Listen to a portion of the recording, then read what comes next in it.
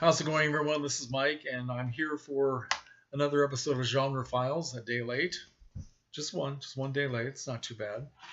And we were supposed to watch a crime slash gangster movie, and I picked a film that pretty much covers all of that all of that definition. This is L.A. Confidential from the year 1997, directed by Curtis Hanson, who also helped produce and also helped write the screenplay. The screenplay is based on a very famous novel by James Ellroy, which I have not read, but I'd be interested in reading it now.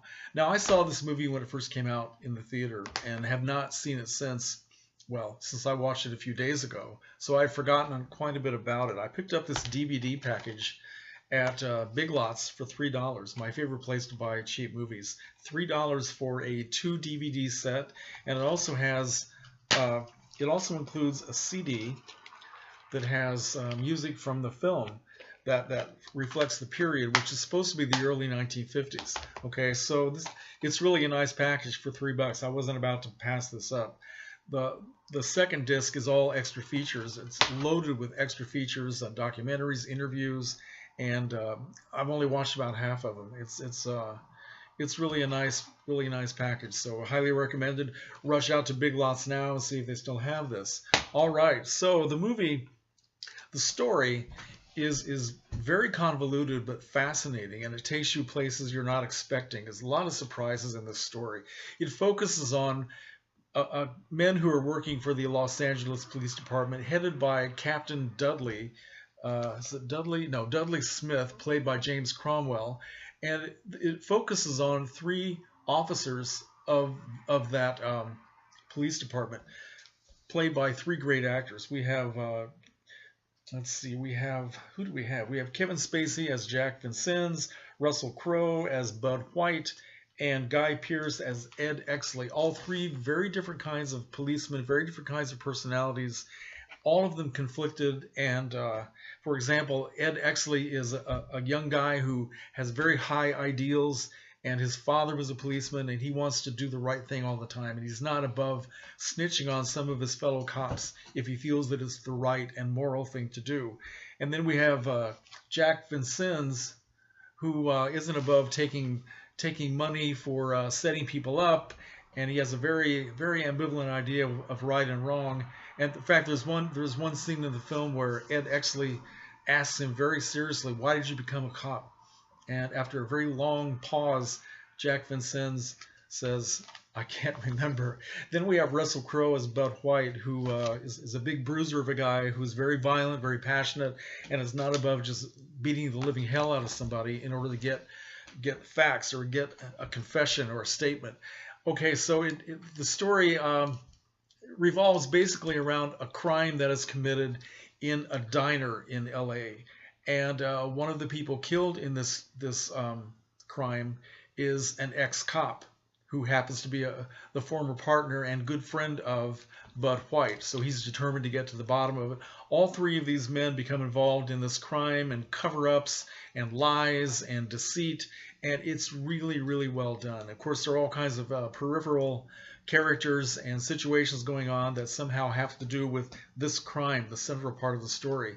And another one of the characters is played by David Strathairn as a guy named Pierce Patchett. How's that for a name? Pierce Patchett, who is a very wealthy, very elegant criminal who was involved in many underhanded things, one of which happens to be that he runs a call girl service specializing in beautiful women who look like movie stars or are made up or even changed physically to look like movie stars so that men can live out their fantasies. And one of his prostitutes is played by Kim Basinger.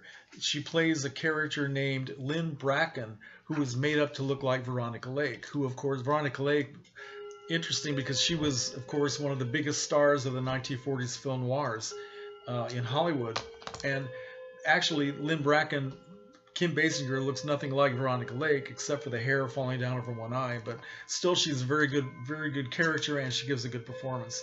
And Danny DeVito is also in it as a guy named Sid Hudgens, who is a very sleazy reporter, expose reporter, gossip reporter for a magazine which is very much like Confidential back in the 1950s, a notoriously underhanded and nasty gossip magazine. So all these things are going on. I don't want to tell you that much about the story because those of you who haven't seen it, it's really cool to get all those great surprises and not have me ruin it for you. But it is a great story and a great film, and it's also extremely violent. I mean, there's a lot of blood in this film. We have blood coming out of people's throats, out of their heads, their hearts. There's blood on the floor. It's all over the walls. I mean, I don't know how much money they spent on blood, but it must have been part of their budget. And so if you like blood, you'll like this movie. But there are a lot of things for people, even if you don't like blood. It has great design. They filmed it in color, but they also, I mean, they're trying so hard to make it look as noir-ish as possible, and they do a very good job. They have location shooting. They also have beautiful interior designs that reflect that period. It's supposed to be taking place in the early 1950s, and you know that because there are a couple of movie marquees that are passed by during the film. One of them has a 1951 science fiction movie called When Worlds Collide, and another one has a 1952 film called The Bad and the Beautiful, which was directed by Vincent Minnelli and stars, among other people, Lana Turner, who is a character very briefly in the film. Lana Turner was seen in a restaurant with her then boyfriend, a gangster named Johnny Stompanato, who has a couple of scenes in the film, and he was very notoriously murdered by Lana Turner's daughter in 1957 or 58, when the daughter thought that this creep was trying to kill her mother. So it's interesting that they throw in a lot of names of real people who were kind of well known during that time. For example, they talk about Robert Mitchum being set up for possession of marijuana, and it's just very well done. I think that's all I want to say about it. I think. Yeah, probably. Anyway, go out and buy this. Go to Big Lots if it's near you and buy this. It should be on sale, I hope, for $3, or maybe I spent $5. I seem to think it was $3. I'm babbling. Thank you very much for watching. Let me know what you think of L.A. Confidential. I'm going to turn this off now.